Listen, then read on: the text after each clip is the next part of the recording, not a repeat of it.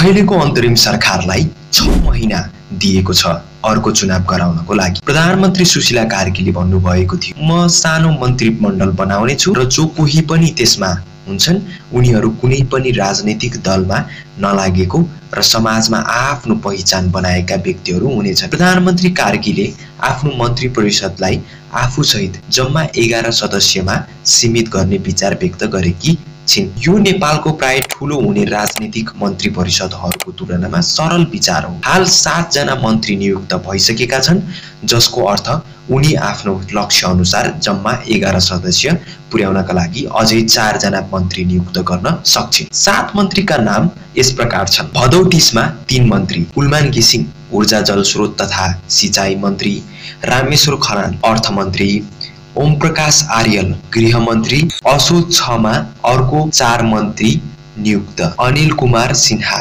उद्योग वाणिज्य तथा आपूर्ति मन्त्री, साथै कानून न्याय तथा संसदीय मामला मन्त्रालयको जिम्मेवारी, महावीर पुन शिक्षा विज्ञान तथा प्रविधि मन्त्री, मदन परियार कृषि मन्त्री, जगदीश खरेल सूचना तथा सञ्चार मन्त्री।